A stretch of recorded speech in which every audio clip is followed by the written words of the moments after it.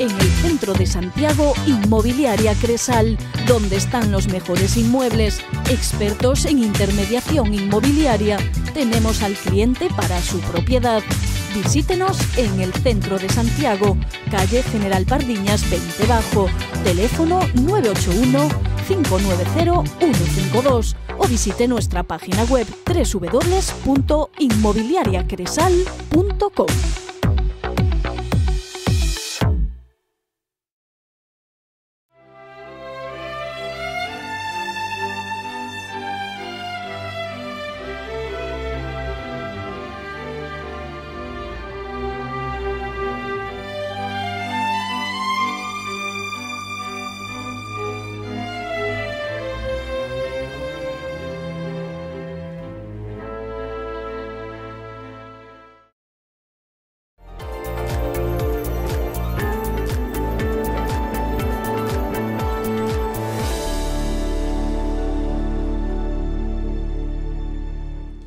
Hola, señoras y señores. En el programa de hoy, nuestra invitada es la pianista Rosa Torres Pardo. Rosa Torres Pardo, Premio Nacional de Música en 2017 y entre las top 100 mujeres líderes en España del mismo año, sitúa el germen de su arte cuando su madre le metía en vena las obras del ballet ruso. Nos hacía escuchar cuenta todo tipo de obras a diario, bien a través de los bailes que desarrollaba para mi hermana y para mí, con discos de vinilo o por radio y televisión. Nunca contempló otra vida que la interpretación y asegura que su primer concierto ante el público a los 16 años confirmó su pasión. Tras estudiar en España amplió su formación en Londres, Nueva York y Viena. A partir de ahí ha estado en los más importantes escenarios con las mejores orquestas y profesionales y recibió innumerables premios como la medalla Isaac Albéniz, galardón que recibió junto a Alicia La Rocha. Su generosidad artística se revela desde que en 1998 el pintor Eduardo Arroyo crea en Robles de la Ciana el Festival Encuentros con Rosa Torres Pardo. Este pueblo de León se convertiría durante 3 días de julio en el epicentro de la cultura.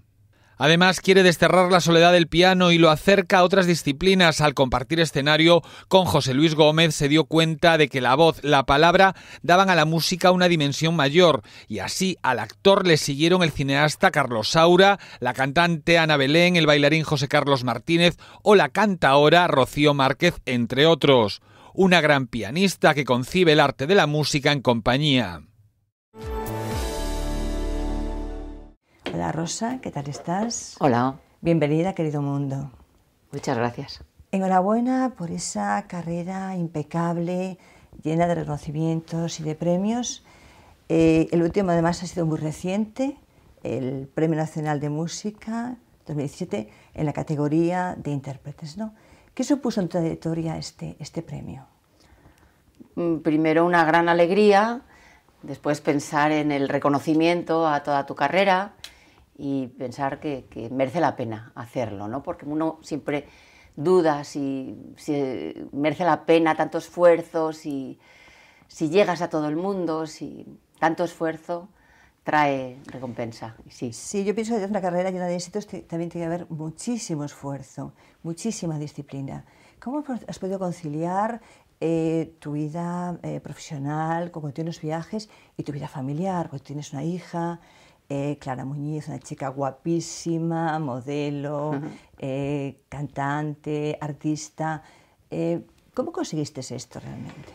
Pues yo en un principio pensaba que era imposible tener un hijo cuando yo me dedicaba exclusivamente a la música y los viajes, pero cuando llegó el momento y yo ya tenía mi casa, tenía un marido y podía organizar para seguir con mis conciertos y tener a alguien que cuidara a mi hija, entre mi marido y los tres, la sacamos adelante y muy bien. O sea que al final se puede hacer mucho más de lo que uno cree. Sí, ¿no? Que por cierto, bueno, yo también sé tus pasos, pero también has hecho tus pinitos en el cine, con Carlos Saura, sí, documentales con Ana Izaguirre. Estás un poco metida en esto también, ¿no? En hacer cosas. Yo he tenido mucha suerte siempre de tener alrededor gente con mucho talento. Y además siempre he visto que la música clásica uno se puede encerrar en una burbuja y quedarse ahí dentro porque hay un repertorio enorme y puedes vivir perfectamente de eso, ¿no? Pero a mí a veces quería buscar otras formas de expresar la música que fuera más allá de lo que es el concierto. Entonces a Saura le propuse hacer una película que se llamaba Iberia, y después de haber visto Flamenco, que me encantó, hicimos esta película sobre la suite Iberia de Albéniz. Bueno, comenzamos por el principio, ¿no? Tú estudiaste en el Conservatorio Superior de Madrid, cuando entonces el conservatorio estaba situado en el Teatro Real, ¿verdad? Sí, en la Plaza Isabel II. Teníamos la suerte de tener el teatro dentro del edificio y nos escapábamos a escuchar los conciertos por una puerta secreta, y ahí teníamos acceso a todos los conciertos. Hemos escuchado las mejores orquestas del mundo, Los Ángeles, Berlín, cuando empezaba a venir las grandes orquestas a España, que hasta entonces no había venido nadie, nada más que teníamos la Orquesta Nacional y poco más. Y era una suerte poder escuchar todo aquello. Bien, luego complementaste tu formación en el extranjero, primero en Londres. Cuéntame un poquito de esta etapa de londinense con María Curcio. Bueno, pues ese fue mi primer destino fuera de España, con una de las grandes, alumna de Schnabel, con una gran personalidad, con compañeros buenísimos y con un gato que se llamaba Rafa, en honor a Rafa Orozco, el gran pianista. ¿Era también alumno de ella? Rafa Orozco sí. Entonces estabas tocando y el gato saltaba encima del piano y todos unos sustos horrorosos, y la otra decía ¡Rafa! Y bueno, fue muy bonita experiencia, pero bueno, decidí dar el salto a Nueva York, donde había una escuela magnífica que era la Juilliard, y estudié con Adele Marcus, otra de las grandes maestras. Sí. Y allí todavía había pues los mejores del mundo, porque en Nueva York te encuentras a los mejores de todos los países del mundo. Y fue otra experiencia difícil, muy interesante, dura, porque hay muchísima competición entre los... más que competitivos, sí, ¿no? Sí, que cada uno va a lo suyo, ¿no? Y también están los mejores, ¿no? Están los mejores. Están los mejores, tienes también que... Pero al tiempo también uno se hace buen ambiente cuando tiene buenos amigos, y además se aprende mucho de los compañeros. ¿Y te supuso alguna dificultad vivir en estas ciudades? Es decir, Londres es una ciudad difícil, ¿te gustó? ¿Nueva York? ¿Te adaptaste rápidamente? Me encantó, y además el recuerdo, uno a veces agranda las cosas y lo recuerda todavía mucho mejor. Aunque era una época de la vida que también una sufría por otros motivos sentimentales, pero lo recuerdo como una época maravillosa. Y Viena, que vino después de Nueva York, otra experiencia interesantísima, porque de repente te vas del lugar más contemporáneo como de repente al siglo XVIII, ¿no? La ciudad de Mozart. Y además en Viena, una ciudad en la que participaste incluso trabajando.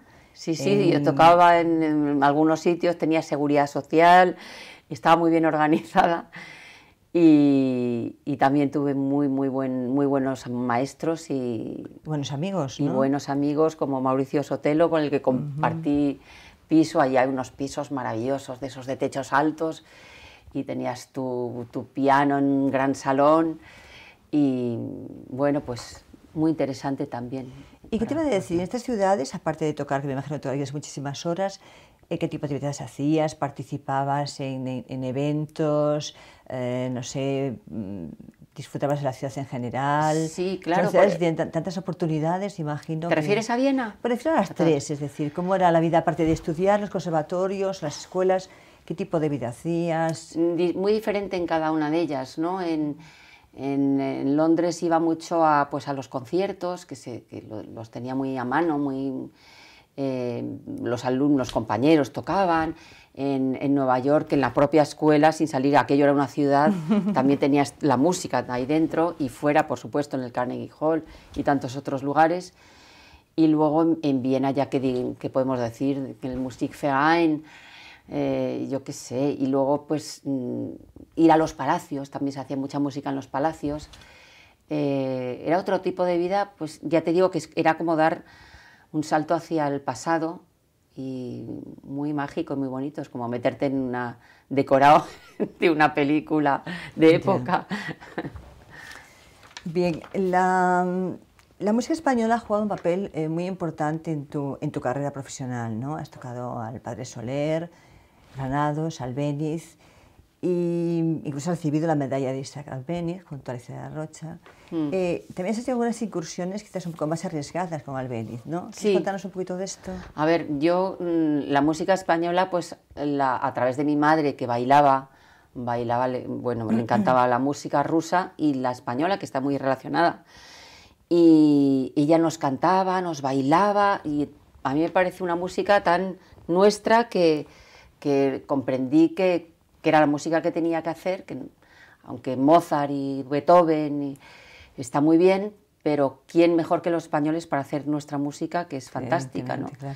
Entonces me dediqué mucho a la música española y un día descubrí que Albéniz tuvo una etapa pues distinta a la más nacionalista española, ¿no? Porque tenía un mecenas inglés que le escribió canciones con letra inglesa, poemas, que él puso música.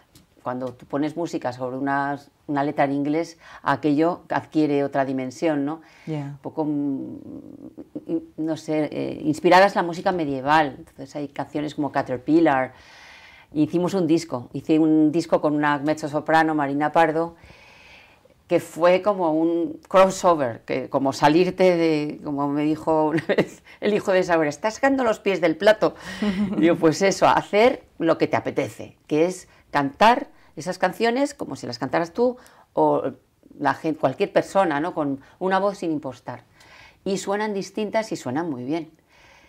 Se me echó toda la crítica especializada, digamos, los puristas, ¿no? Los puristas, sí, pero no los músicos y los cantantes, que me apoyaron completamente diciendo, eso está muy bien. Claro, claro que sí. ¿Y tú cantabas también en este? Claro, cantaba, porque siempre me gustó cantar. O sea, yo siempre tuve la duda si cantar, si el piano, lo que pasa que el piano ahí tiene muchas cosas. O sea, tu vinculación al mundo de la música vino por tu madre, porque estoy viendo que era bailarina. Sí, ella nos transmitió por la danza, la música. La danza y el canto. Qué maravilla. Entonces, para mí siempre me ha parecido que cantar es el instrumento más en contacto con el cuerpo, ¿no? Más directo y que mejor puede expresar, ¿no? Y por otra parte, la danza, pues quise hacer esta película de Saura porque quería tener a alguien bailando mientras tocaba. Luego resulta que cuando hice un espectáculo con Lola Greco, con la Iberia, resulta que tenía que estar así y no la podía mirar. O sea que... Pero bueno, estaba ahí la danza, ¿no? Estaba ahí el ritmo de la danza, acompañándote. Bueno, te has viajado por todo el mundo, haces conciertos en todas partes. En Estados Unidos, he vivido mucho. Hall, yo que sé, en todos los grandes teatros del mundo, Teatro Colón, Teatro de las Columnas, en Moscú, en Hong Kong, en China también. Bueno, Vietnam. Háblanos un poco de esos grandes teatros, que pues son un mundo en sí mismos, bueno, ¿no? de los teatros así que más me han impresionado es el Teatro de Buenos Aires, el Colón. El Colón todo el mundo dice que tiene una dimensión impresionante, ¿no? Y además el antiguo Colón, porque ahora lo han reformado y no quiero pensar como... Pero aquello es un teatro inmenso, pero tú no sientes que sea inmenso. O sea, tú tocas una nota y estás escuchando hasta dónde llega. Fíjate. Notas la distancia y oyes perfectamente. Entonces, se toca muy bien allí, vamos, es muy agradable. ¿Y el público entregado? Bueno, maravilloso. Sí. Es estar en familia. En ese país es como estar en casa. Tienes esos cafés y te sientes en casa. Sí. Luego otros teatros que me hayan impresionado en el Hollywood Bowl, que aquellos son 18.000 plazas que vienen con la merienda, tocas en esa especie de concha debajo de la montaña que pone Hollywood, y de vez en cuando pasa un avión, y tocar con la Filarmónica de Los Ángeles allí fue una experiencia inolvidable. Aunque era aquello como campo abierto, un poco sensación de decir, bueno, ¿hasta dónde llega esto, no? Yeah. Ahí sí hay amplificación. O por ejemplo, en Moscú, con la Orquesta de la Radio y Televisión, tocar en Moscú y en San Petersburgo, en esos grandes teatros, es una experiencia inolvidable. ¿Y el público más exigente te has encontrado? El público donde tú notabas que van a ser más exigentes contigo. ¿Exigentes? Sí. El ruso es un público también somos muy cercanos también. Sí, es muy cálido y se acercan muy a llevarte también, ¿no? Individualmente, se acercan a llevarte una flor al pie del escenario. Sí. Cuida mucho al artista, ¿verdad? Sí. El público más distante quizás sea el oriental, ¿no? Por su educación.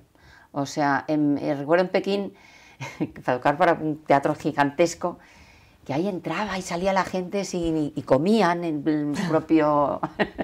Digo, ¿están comiendo patatas o qué? Entonces yo tocaba... ¿Pero hacían ruido al comer o no? Yo oía mucho ruido. Sí. Entonces empecé a tocar y no sabía si parar y esperar. Entonces paraba y entonces miraba, digo, que voy a empezar. Yeah. Y luego volví a los años, volví 15 años después y todo cambió muchísimo, ¿no? Ha cambiado, es otra historia, ¿no? ¿Y qué tocaste en China? Pues imagínate, era una obra de Cristóbal Hafter complejísima, que luego repertorio español habitual, o sea, Albéniz, Granados y Debussy, o sea, que fue un repertorio un poco de todo, ¿no? Ya. Bueno, ¿y qué país te impresionó más que has visitado? Que has visitado medio mundo. Me ha encantado Vietnam, por ejemplo, que han reproducido una especie de Palacio Garnier, eso fue francés, Palacio Garnier, la ópera, pero un poco más pequeño, ¿no? Y ahí he ido a tocar varias veces y me encanta. Cada vez que voy ha cambiado muchísimo, ¿no? Luego, por ahí, los países de Europa, pues, ¿qué te voy a decir? Yo qué sé, pues en Berlín, Hamburgo, pues tienen unos grandes teatros que son una maravilla, ¿no? Que todo funciona perfectamente, los pianos suenan de maravilla, Londres, el Wigmore Hall, pues es otro lugar con tanta historia. Tocar en esos lugares siempre es muy emocionante. Y luego Italia, que es otra historia, ya solamente por el país ya merece la pena, ¿no? Visitar el país, ¿no? Claro, visitar el país, estoy tocando y luego tocando. ¿Y algún país te recuerda algún incidente, alguna cosa curiosa que relatar? Bueno, pues tenía que tocar en Georgia y el avión, en lugar de aterrizar allí, pues se fue a Finlandia, vamos. Una tormenta que nos llevó a otro lado y luego llegué por los pelos al concierto, fue angustiosísimo y tocamos un tercero de Prokofiev sin ensayar y bueno, al final salió bien. Sí. pero esas historias que no sabes ni dónde estás, todo el mundo buscándote porque no había móviles, claro. Aquello pues había un muro, realmente había un telón de acero entre Europa y... ¿Y qué te pareció aquellos países cuando los visitaste entonces? ¿Te parecían países grises? Sí, hombre, no tenían muchas cosas, tenías que llevar, no sé, llevar ropa y la regalabas y no tenían nada. Sí. Y veías colas en todas partes para comer un helado, además en pleno invierno, un helado de vainilla, colas en todas partes, ¿no?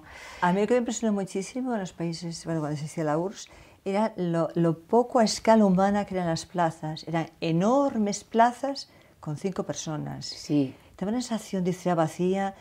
Pasó en Moscú y pasó también en Sofía, en Bulgaria, ¿no? Una plaza enorme, supongo que simplemente para actividades militares. Ya. Y decías tú, pero bueno, es que esto no está hecho a escala humana. Aquí la gente no viene a la plaza a pasear, ni a contarse cosas, ni a encontrarse. Esto es... No había nada. Dimensión. La Plaza Roja también tiene un poco ese carácter, ¿no? De plazas realmente que se van de escala en cuanto a su tamaño, ¿no? Sí. Es muy bonita, sí. Pero yo creo que le falta un poquito la sensación esa de que tiene que ser un punto de encuentro, ¿no? Es más... Más cálido San Petersburgo, ¿no? San Petersburgo más bonito, con esos canales y bueno, esos edificios Sí. imperiales, que también hay que invertir en mantenerlos, ¿no? Sí, pero es que son bonitos. Y la sala de la Philharmonie, donde bueno, tocaron todos, o sea, Clara Schumann pasó por allí. Bueno, háblame un poquito de tus últimos proyectos, ¿no? Sé que estabas hace poco en Estados Unidos otra vez, por Brasil... Bueno, pues mis proyectos son muy variopintos porque pues desde hacer proyectos con flamenco, hacer ópera, hacer música entre amigos con Isabel Dobarro, que hicimos recientemente en Nueva York. Me gusta mucho hacer música con los demás, o sea, porque el trabajo de pianista también es muy solitario.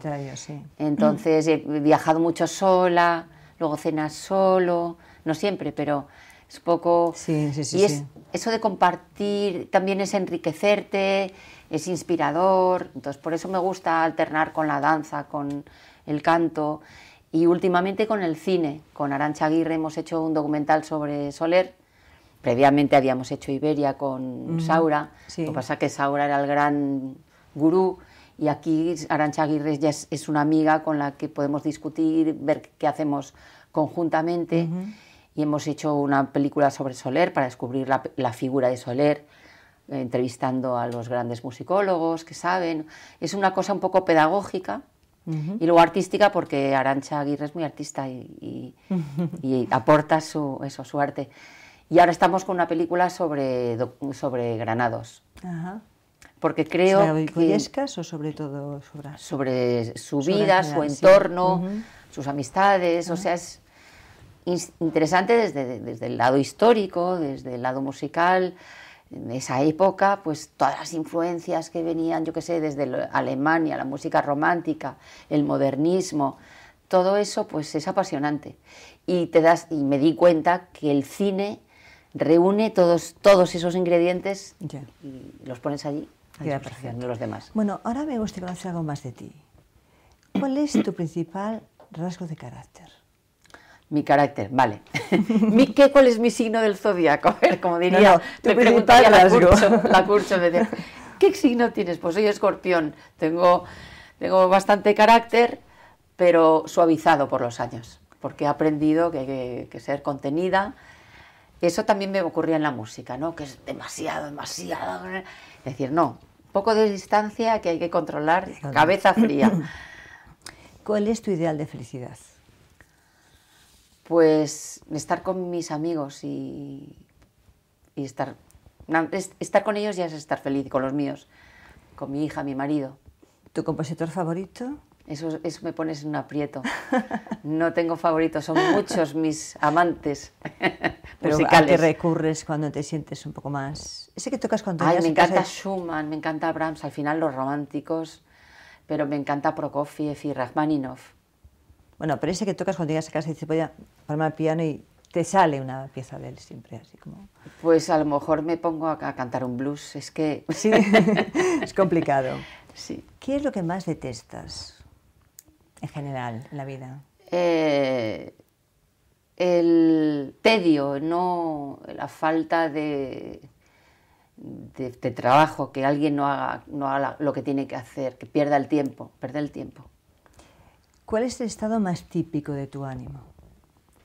Mi estado de mi ánimo es de lucha, lucha permanente, trabajo. ¿Y tienes un lema en la vida?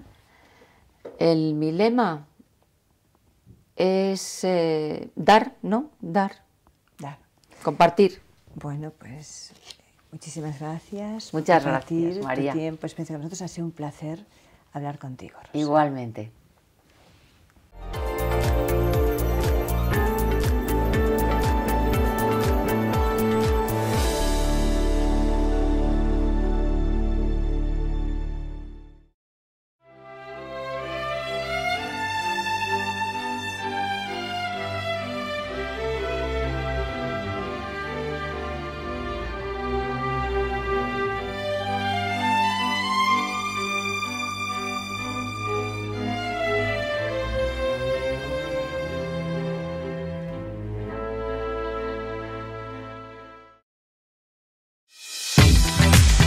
En el centro de Santiago, Inmobiliaria Cresal, donde están los mejores inmuebles, expertos en intermediación inmobiliaria, tenemos al cliente para su propiedad. Visítenos en el centro de Santiago, calle General Pardiñas 20 Bajo, teléfono 981-590-152 o visite nuestra página web www.inmobiliariacresal.com.